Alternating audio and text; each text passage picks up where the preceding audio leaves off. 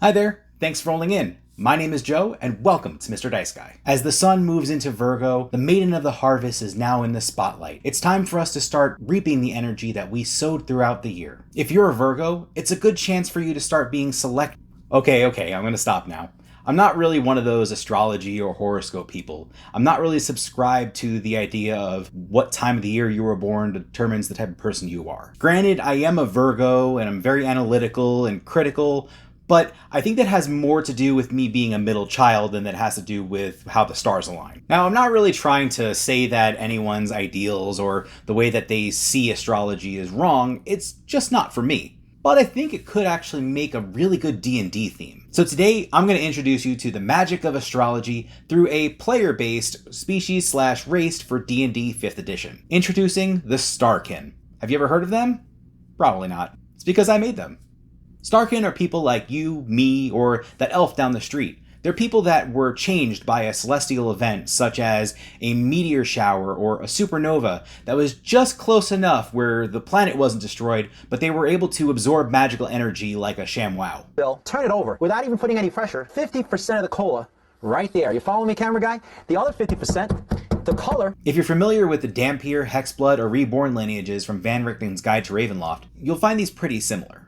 You pick a species/race, and then you get traits from that species/race, and then just throw the rest away. You then get a few more traits and put them in its place. What I like about these lineages is you get to be what you want to be. If you want to be a tiefling, you can still be a tiefling. If you want to be an orc, you can still be an orc. If you want to be a dog, roof, you know? The same goes for Starkin. The defining traits of a Starkin is that they're able to cast a couple of spells innately, they can summon up a constellation to shed light around them, and they're typically good at something in particular. And then depending on the type of year that a Starkin was created, they manifest in a different way. And the one that manifests at the end of the summer is, of course, the Virgo. When a Virgo Starkin summons up their constellation, it'll take the form of a tree, a flower, or a plant, symbolizing it's getting ready to start the harvest season. Or as I like to call it, spoopy time.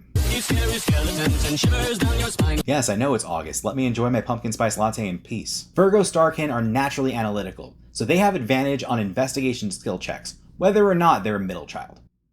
As mentioned before, Starkin can innately cast spells. All Starkins can cast the Guidance spell, and then some Starkins can cast the Entangle spell, because Earth signs.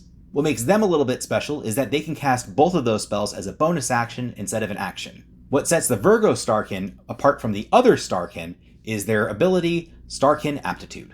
Because the Virgo Starkin are so analytical, they gain the ability to work with limited knowledge and just figure out a way to make it work. So whenever they have to make a saving throw that they're not proficient in, they can add half of their proficiency bonus to the roll before they know the outcome, possibly turning that failure into a success. Now, if you've been analyzing this lineage as we go along, such a Virgo, then good news, this species/race is available down in the description below for free. There's a link to a Google Doc down below that's going to give you a PDF of the Virgo Starkin in both the 2014 and the 2024 version of the rules. Just make sure to check with your GM if they allow homebrew in their campaign, and be open to any recommendations they may make around it. Now, for those that were eagle-eyed, or ears rather, then you heard me mention, apart from the other Starkin, this is because for the next 11 months or so, I'm going to be releasing the rest of the Starkin as the next astrological month comes up, following up with Libra. So stay tuned for more announcements. If you like this video, make sure to give it a thumbs up, and if you want to see when your Starkin sign is released, make sure to subscribe to Mr. Dice Guy. But that's all that I have for today's video, so until next time, think of bigger beginnings and discover possibilities. It's so generic it's accurate. Thanks for rolling in.